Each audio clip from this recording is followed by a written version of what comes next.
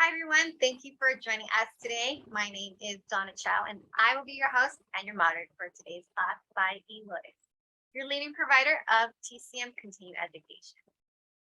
Today's webinar is Overview of Neoclassical Acupuncture with Meridian Level 1, presented by Dr. Slingberg. There's going to be one break today, and we're going to end our webinar. We're going to set to end it at 3 p.m. If you guys would like a copy of the lecture notes, please go ahead and download the lecture notes from the Blue Course Access page in your eLotus account. If you'd like to participate in the webinar chat room, we do ask that you set your chat preference to everyone so that everyone can see what you're typing and be part of the conversation. And if you'd like to ask Slate a question, please enter your question into the Q&A box. And finally, the quiz and the video replay, you will be notified by email tomorrow once they are available. Our speaker today is Slate Burris, who earned his acupuncture and oriental medicine degree at Oregon College of Oriental Medicine and his doctorate at Pacific College of Oriental Medicine. In 2008, he relocated to Mexico to set up free clinics in the Oaxaca and Michoacan mountains. For many years, he was an ardent student of Kiko Matsumoto and Dong's acupuncture style. Through his classical studies and clinical experience over the last decade and a half, he has developed neoclassical acupuncture, a palpatory technique based on a 6-element model with instant results on both the root and symptomatic level.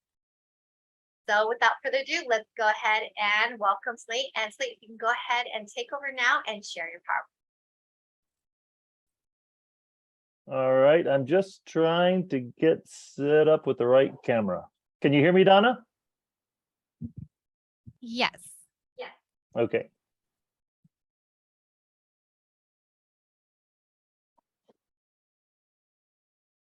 There's no audio. Is there audio now? Yes, there is. Yes, there is. Okay, wonderful. Hi, everyone. When the audio wasn't on, I was apologizing for turning my back on you just as I came on, because the tech guy from eLotus, who's amazing, showed me a cool way we could have better video quality, but it required doing a little diddling once I come on. So thank you, Donna, for the introduction. Sam, wherever you are, thank you for the tech tips, and welcome thank you everyone for being here. This is, I don't want to, start off on a sad note and have you, this is part 1 of a 22-day course. And so that doesn't mean that this is just an introduction where we're, not going to cover anything and just go over theory. We're actually, before you leave here today, you're going to have in your hands or in your mind or in your heart a technique, an algorithm with which you can open any meridian with one needle. Now, what do I mean by open a meridian? So as Donna mentioned, this is a palpatory method. And so I'm going to go over the different levels that there are here. And the superficial level, which I call superficial, relative to some others, are the meridians. And with the meridians, just like you palpate the abdomen, just like you can palpate organ alarms, as you'll see, just like you can palpate to find an elemental predominance, the meridians you can palpate. And so as we're diagnosing, there's no, I'm going to take the pulse to see if a meridian is closed. We literally just go straight to the meridian. Come straight down the meridian. We'll see this in a bit to diagnose. And so if there's pain along the meridian, that's what I'm calling a closed meridian. An open meridian, well, you guessed it. It would be the opposite. There's no more pain along the meridian.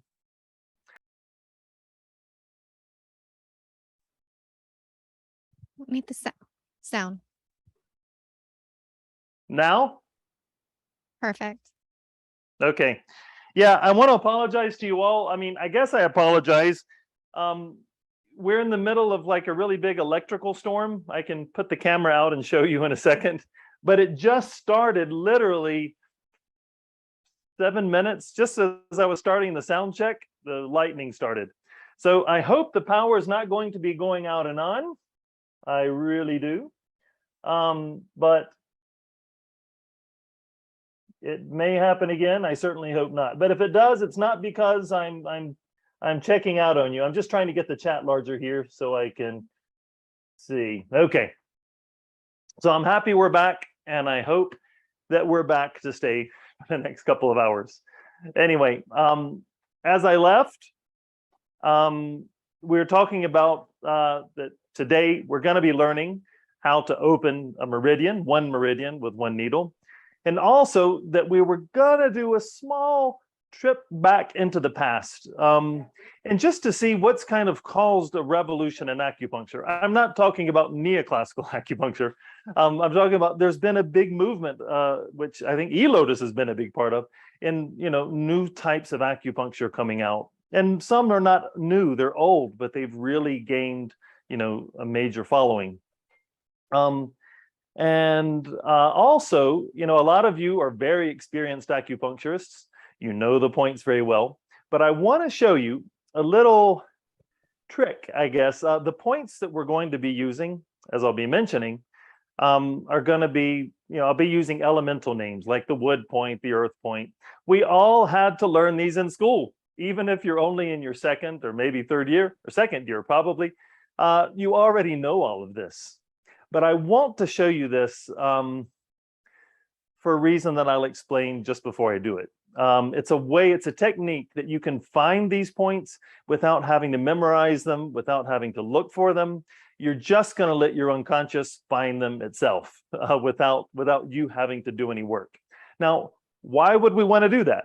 Well, this is something I used to teach on advanced levels, like some crazy things we might talk about. That when you can do something, treat somebody from a distance or treat somebody from afar, this is like the first step of getting your unconscious involved to be able to do that. So I'll show you what I'm talking about in a little bit. But anyway, so again, this is as the name implies, the title of this, an overview of neoclassical acupuncture. What I really want to do is just kind of give an overview of the system. That doesn't mean I'll be explaining the whole system. Believe me, it's a lot of information. I mean, a lot of information. And even today, you'll see is a lot of information just for one day. But anyway, as I mentioned, the most superficial level in this system is the level of the meridians. And that is what we're going to be spending most of the time with today. Now, by calling it superficial, I don't want to belittle it. I just mean that there's some deeper fish in the sea, some really crazy levels that you can work on. Even with this level, not today what we'll be doing, this opening up one meridian, I'd say that's more used on a symptomatic level. A runner comes in, their gastro, is painful, or they've got the fascia on the outer knee is horribly painful. Well, you can get rid of it with one needle. There's no need for trying to see what area it's in exactly. You can just open up the entire meridian. Now, this is not the essence of neoclassical acupuncture, really. It goes against, to some extent, the essence, because the entire essence of this system, as it gets deeper, is you don't need to know what the patient has before you do a treatment. When I do demonstrations, just for show, it's all right, don't tell me what you have, write it down, tell me your first problem, 0 out of 10, don't say what it is. And you can treat it just as easily if you know the problem as if you don't. Simply because we're treating on what we'll be talking about is a different level, a much deeper level, which should cause a domino effect, which wipes everything out. Just while we're starting here, I just want to give an example of what I mean by opening up a meridian. Please. So I'm going to bring our girl out. And I hope she has some serious closed meridians. I really do. I'm going to be using my fingertips just because I want to be using her a couple of times during the day. There's a way of, you could do it with a needle actually, and then erase your treatment. But she really doesn't like needles, and I've needled her a lot lately for different classes. But so I just want to give an example. Let's find a meridian that's closed first. So stomach, no. Okay, so gallbladder. I think you can see from the reaction. So this is what I'm talking about when I mention a closed meridian. It just means as I press the meridian, and maybe if I come down, yeah, there's pain, all along the meridian. And so what I'll be showing today is an algorithm, how you can open this up. Again, on this level, like today, it is still somewhat symptomatic just because like I'm palpating to find what meridian I want to open. Or if someone says I've got gum pain, or I've got something, you just open the meridian that's needed. This works for toothache, back pain, I wouldn't do it. Neck pain, I wouldn't do it because it's much more complex. There's more meridians involved. And Deed is asking how hard I'm pressing. It's just sort of a moderate pressure. We'll be talking about the palpation in a minute, about the angle of palpation, the proper technique. But I just want to show you. So there's a lot of different points I can use to open this. Let's just take. I could use this point, for example. And you can see when I press, ¿cómo está ahora? Yeah, so the pain's gone. Now I'm going to take my finger off. This is the wonderful thing about touching the point. When I take my finger off, the pain returns. And so when I developed this system, as you're going to see, well, I simplified it a lot to be able to teach this in one day, but it was really complex. And I spent hundreds of hours with hundreds of patients just doing pure clinical data to try to figure out the algorithm. And so when I did this, the secret, and one of the secrets was I didn't have, 50 people a day to practice with, but I was doing this, 5-6 hours a day sometimes.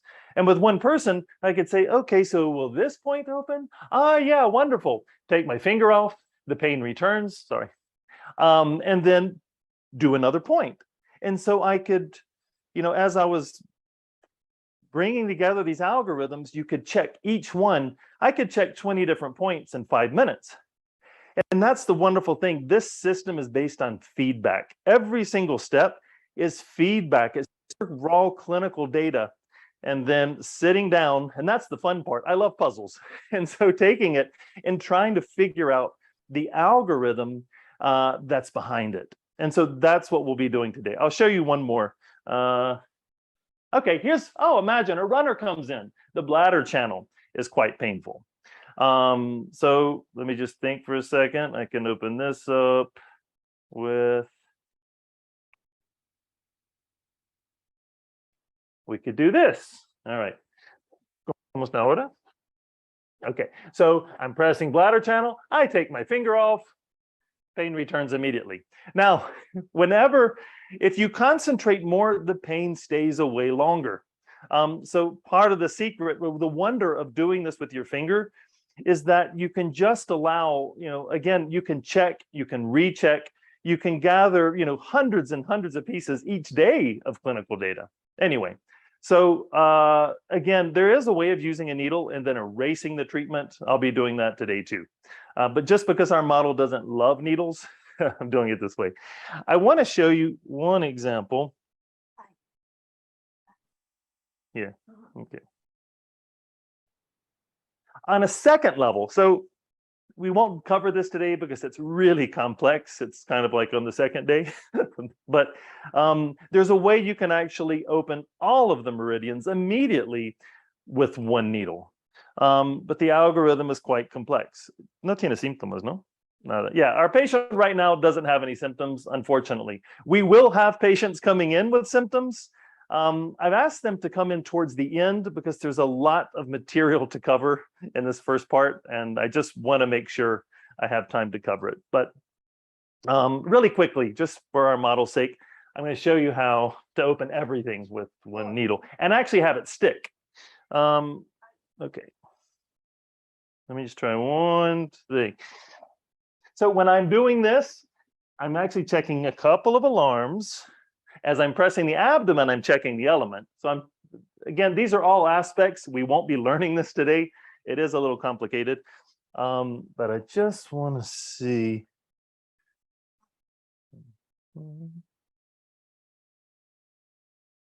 Ahora? Okay. Okay. So there is a way now we can open every single meridian. And this is what a little trick. If you follow what I'm going to teach you in the second hour, you'll be able to do.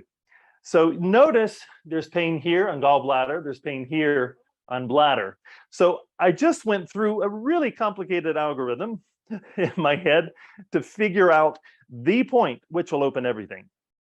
So in order to open everything, I don't need a Qigong power. I don't do Qigong. I don't have special powers. I'm not an energy master by any means of the word.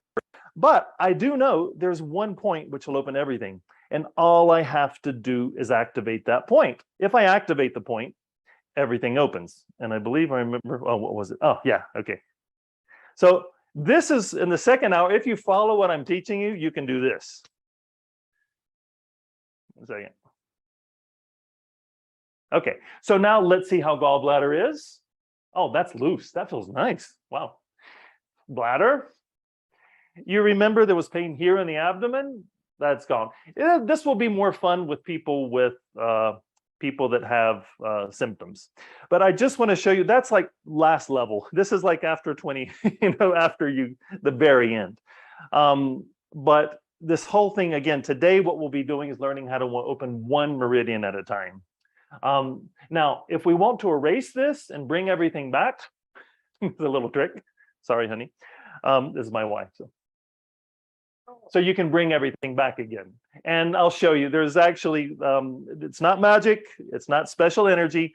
There's just a point you can use which will erase the last needle you placed. The body, as you learn these algorithms, you'll start learning the body is like a computer. It's just because energy, you can't see it, just because energy, I mean, I can't see it, just because you can't feel it, doesn't mean it's not structured. And it's just as structured as the physical world. It's just as, I think, knowable on some levels as the lights in this house. But it takes a lot of work. It is complex, somewhat complex, but it's all, again, it's feedback on everything.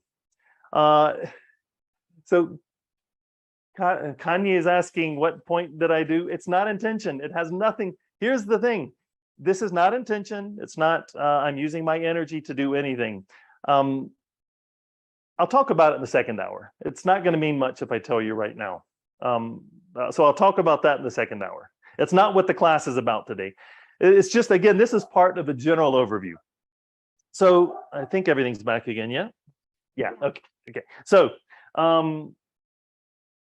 another level here in Neoclassical Acupuncture is the level, I was showing you meridians there with some other things, are the organs. And the organs, I really normally don't use the organs in themselves as part of as a treatment. The organs are kind of like a tool that you need to have. And I don't mean the organs themselves. When I mention this, I mean the organ alarms. So the organ alarms, the ability to get information about these organs, so to speak, we need to have in order to go into a deeper level, which are the elements. Now, the elements are the craziest, and that's what I was using there. In this last treatment, the secret to what I was doing is I was using an element to wipe out everything. And when I talk about elements, this is really different if you've done 5-element acupuncture or something like that. This is really different. It's almost nothing. There's no, let me see your face, the aura around, or do you smell like a rotten egg or whatever. That, is a great system, I guess. But this is like completely different. It's purely palpatory. It's just purely objective information that you're gleaning from the body. Teresa's asking, are the alarm points as are used in Touch for Health? I don't know what Touch for Health is. I'm sorry, I'm not up on a lot of stuff. So if you ask me about modern stuff, I don't know. I mean, I don't know. If they are like the front mu and back shu, yeah, they're probably the alarm points. Though I do use some of Manaka's alarm points, as going back to alarms here, as I look for alarm points, some of them I use Manakas, some are just completely different. It's a long story about the alarms, and again, that's not what this class is about today. But that's one level of the system, is learning to diagnose front move back shoe, and to be able to glean information for the big daddy, the elements. Now, why do I say the elements are the deepest level? If you've read the book, Neoclassical Acupuncture, you know why I say elements are deepest level. We could look at this as like a domino effect. And that's the secret of the system, which makes it look miraculous a lot of times, because you don't need to do anything. That's the secret. All you have to do is throw a little domino. And when you throw that domino, 20 million dominoes fall. You could have 1 billion dominoes or 2 dominoes. It's the same effort on your part to throw that first domino. And the domino effect is like the keystone of the system. It's understanding how they're set up and understanding how to throw them down. And that's why you can treat pretty much anything without having to know what the person has beforehand. Just like the dominoes, I don't need to know what domino is at the end of the line or in the middle. As long as they're in a row, I just need to look at the first domino and throw it, and the chain reaction happens. Now, it's not always a happy ending.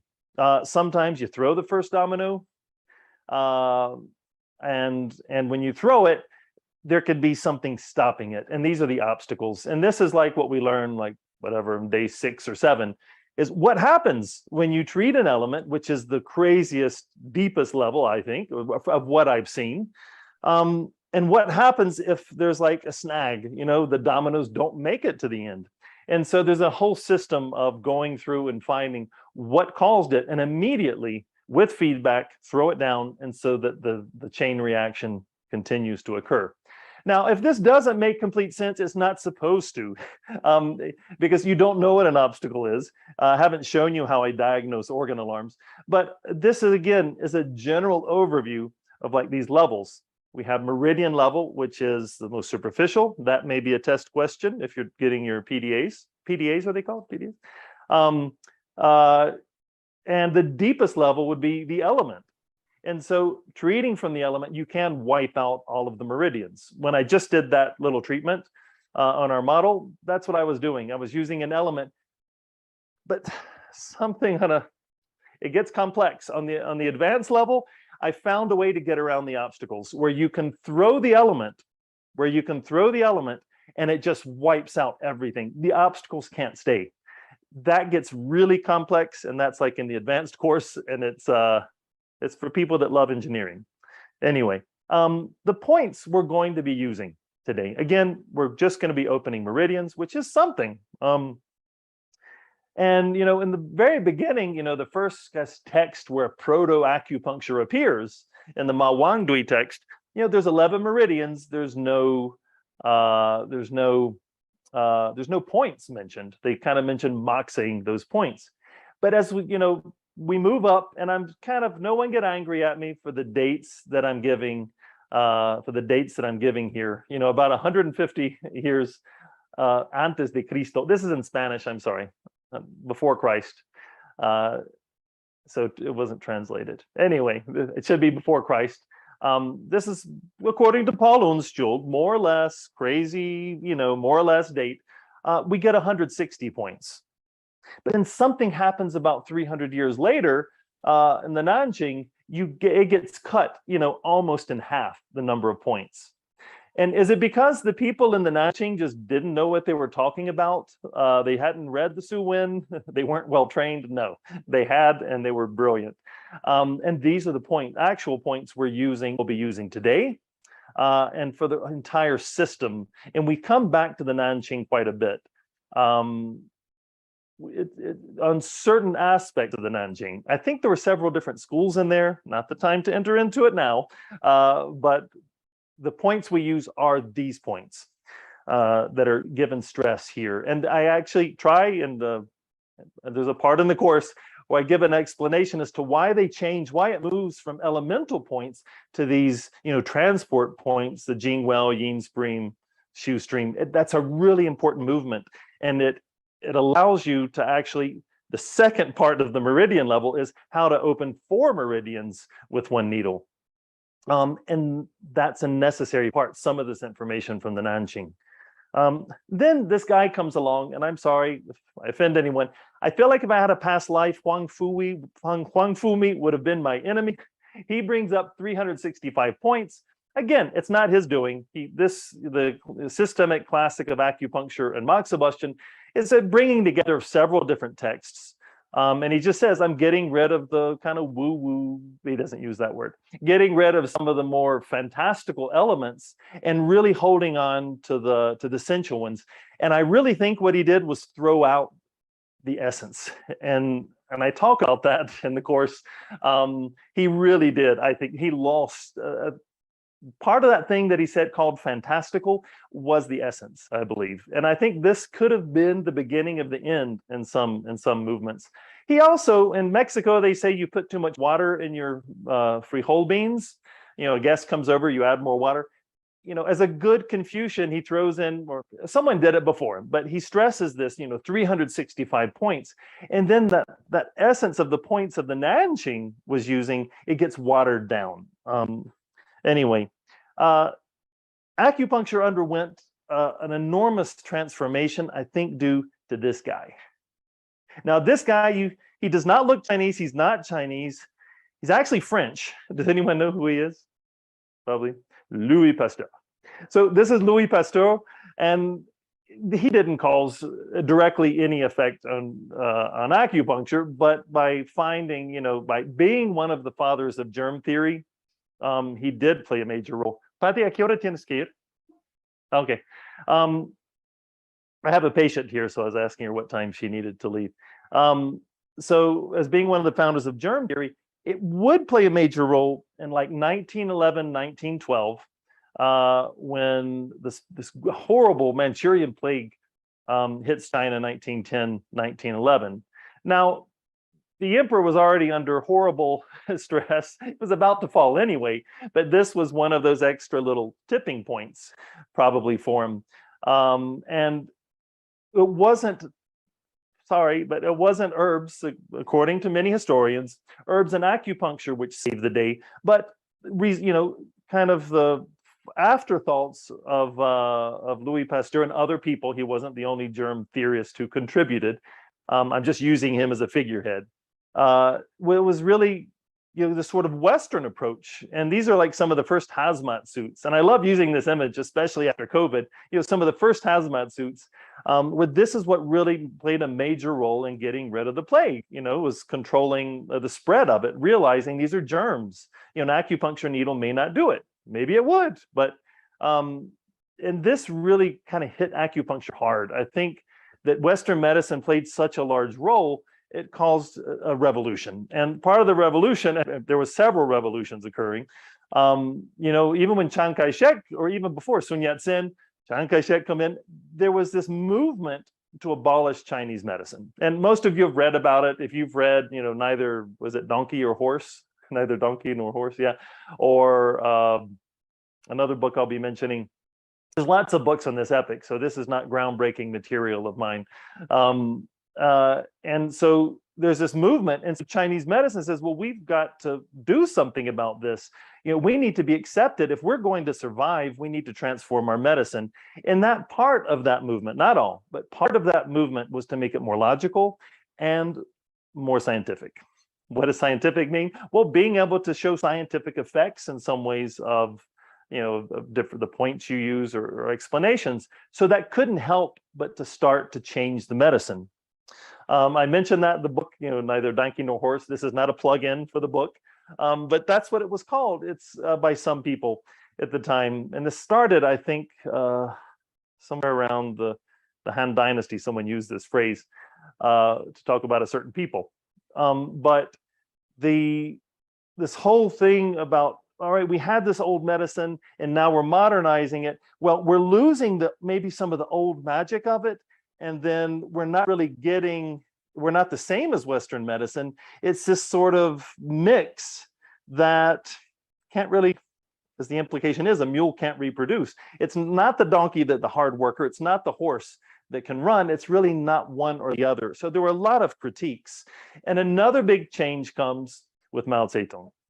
As any good communist, whenever whenever he took over, in the late 40s, he had promised free medicine, and just as any good communist was, which is wonderful, free medicine to all and whatever. Well, they couldn't do it. There have been several wars happening. The economy wasn't great, and there weren't a whole lot of, there were a lot of doctors, but compared to the population of China, it really wasn't enough.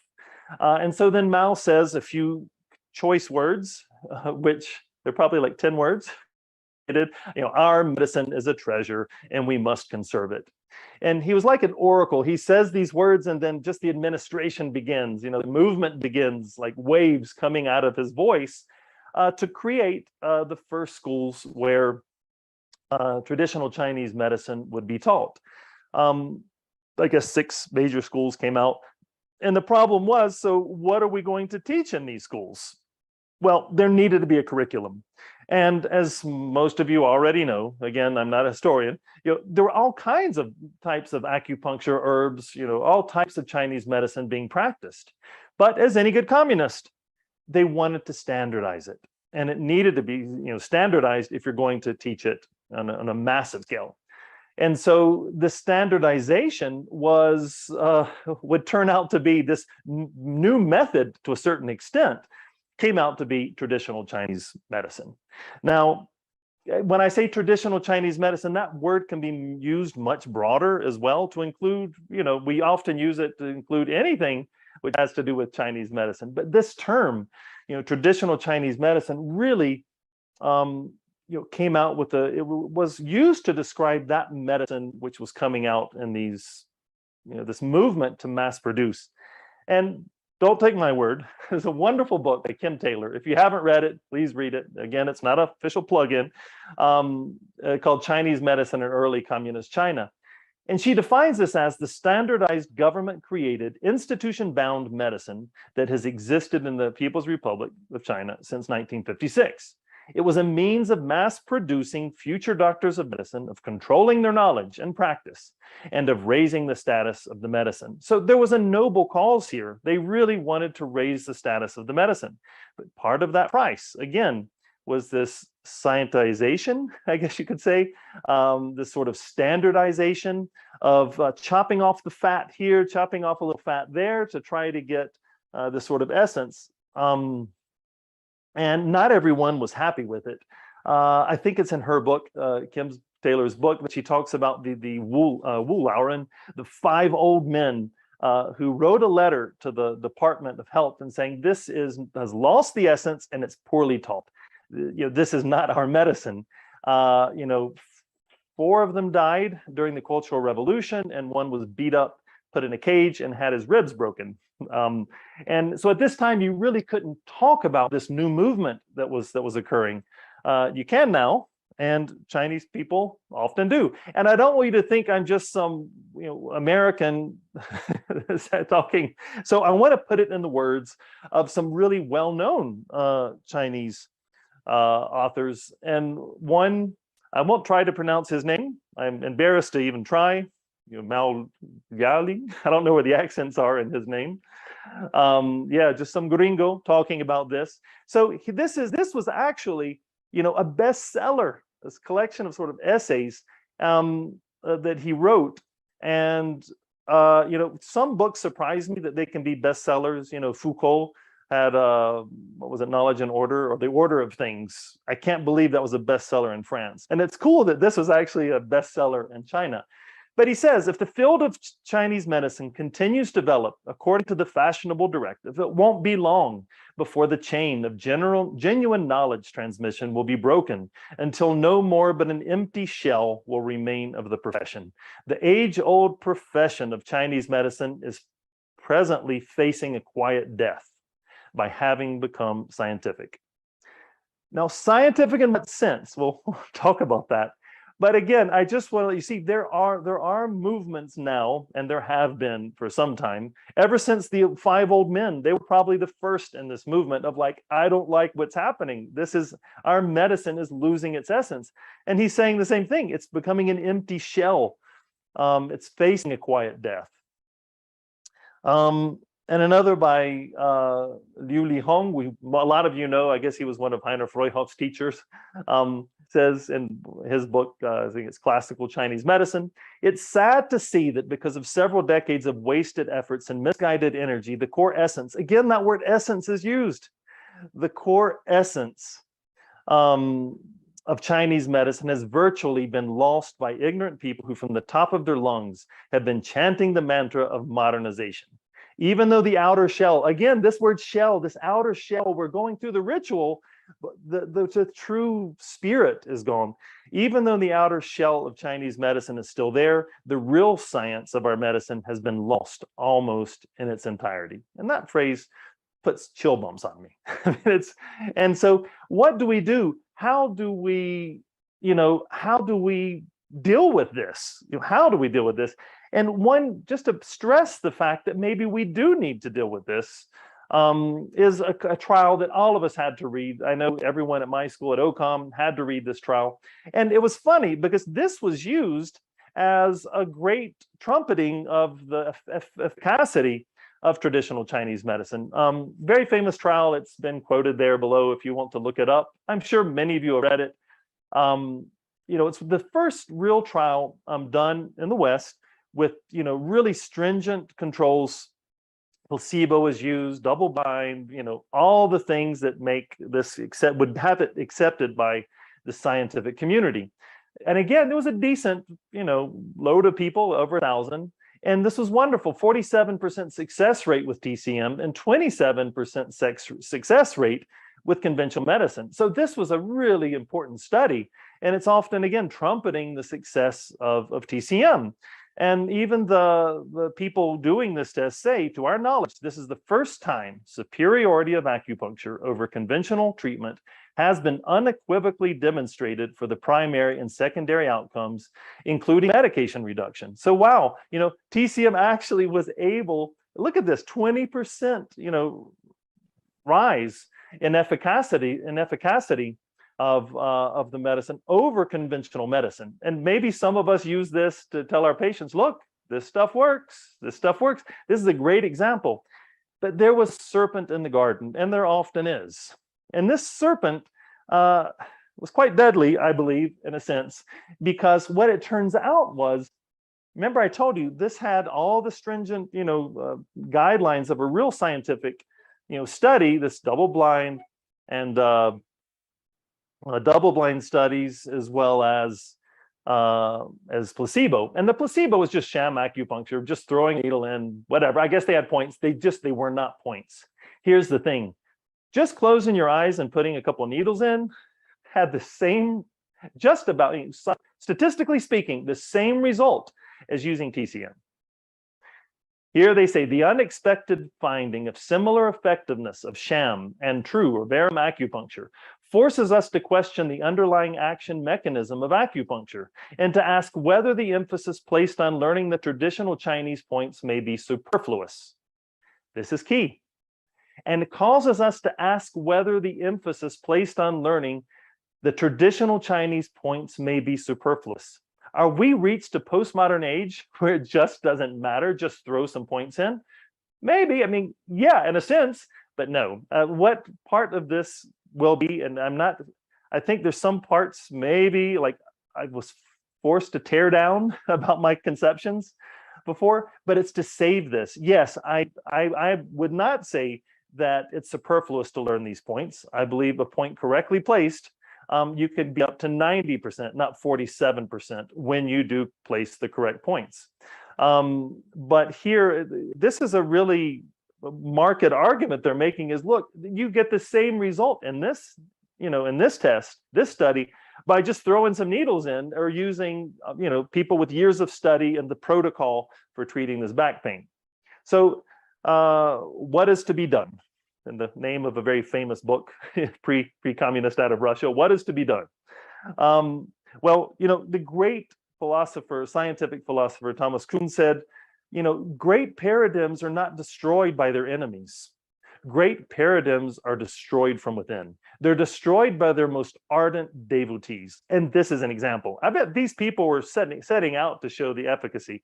And what he meant by this was, it's hard to destroy a paradigm from the outside. You can just speak against it. But it's devotees who are using it assiduously, who are using it, religiously, so to speak. And the more they use it, the more they can find the drawbacks. The more by doing these types of studies or these trials, it begins to fall apart from within by its own devotees.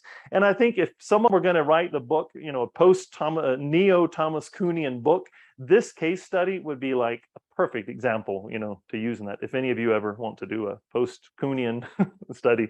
Anyway, so I believe the road forward anyway for me, and it was with neoclassical acupuncture, is to take just reams of clinical data. And when I say that clinical data, I mean objective, verifiable. I've just touched the meridian, it's closed. I've just touched this point, the meridian is open. That's just the beginning. I mean, it gets a lot more complex, but it's collecting reams of clinical data, combining it in different ways until you get to something which seems miraculous. And we'll be talking about that briefly. So the meridians. And I'm sorry, if some of you, English isn't your native language, if I'm speaking quickly. But since this is like PDA, you're getting PDAs, is it? I think I have to stay like on time with the hours, the content. And so I'm trying to make sure I get through the material here before the first hour. Anyway, with the meridians, we could look at the organization. Let's do this. Let me do a treatment. I've had a patient that's been sitting here for like, I don't know, 20 minutes. Let me do it. This is going to be really quick. And I'm going to have more patients at the end whenever I'm teaching the system. Patty, ¿quieres pasar? So let's hope she has some kind of symptom. I haven't had a chance to talk to her. ¿Cómo estás? Dices que la espalda no está doliendo en este momento. Pero en este momento. Oh, no, pero dices cuando te sientas. Cuando hay ciertas cosas, sentarme y hacer ciertos movimientos. Okay, pero si te acuestas y te sientes molesta? Sí. Okay, so there's not a real symptom as she's standing, but what she says, if she sits down and stands up, there's horrible back pain. If she lays down and sits up, there's horrible back pain. So, y cuando te acuestas y te sientas, de 0 a 10, más o menos? Cuando me acuesto y me siento, depende cuánto tiempo haya estado sentada. 5 minutos. 5. Yeah. So she goes, maybe if I'm laying down for 5-10 minutes, it's about 5 out of 10, the pain. So, puedes acostarte aquí, boquita arriba. So I'm not going to be able to use the treatment that I'll be using, that I'll be teaching you today. Again, it's a little more symptomatic. I just want to show you what a diagnosis so you can see she's in pain as she lays down. I want to show you what a diagnosis and treatment in neoclassical acupuncture would look like. And if there's something interesting here, I'll show you. Let me just go. Ouch. Oh, okay. ¿Aquí molesta? Okay, voy a ir más lento because there's a lot of stuff here. So, Recuerda que yo tengo también fibromialgia. And she has fibromyalgia as well, she says. Y entonces, ¡ay, no! Okay. Oh, this is wonderful. So we'll be able to take a look at her leg meridians here. Am I slow in movement? I noticed a little slow movement there. I think like a buffering of my. So you can see lots of pain. Again, she has fibromyalgia, horrible pain on the legs as I press, really bad pain. So just want to check a couple things. So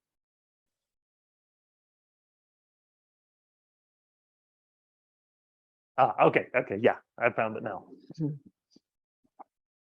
Sí, ahí duele. Pero donde duele es el sacro. Okay. Relaja la pierna. ¿Cómo está aquí ahora? Perfecto. Okay. Uy, Aquí. bueno, Aquí. bueno. Okay. So I'm doing something new. I've just started working with called tracking, and I think I just found it. All right, one second. Again, these are all just algorithms, and the algorithms get more and more complex, but they're not so complex you can't do them in your head. There's a way of doing it. So give me 1 second.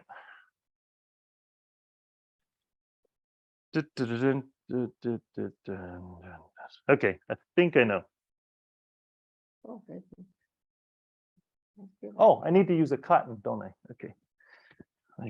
Voy a poner un algodón para limpiar la zona. Soy muy lindo. No, para ti.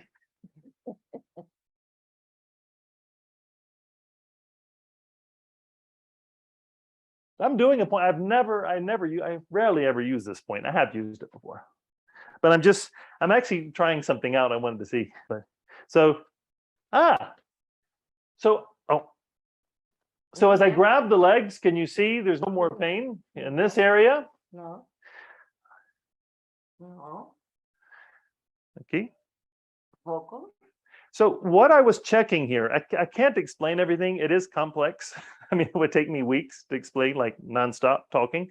I went to locate the element. Remember I said the element is the first domino. I found the element, it's ether, but it doesn't mean much. You're going to say ether's not an element. It's okay. But anyway, you could call it, she has the ministerial fire element if you want.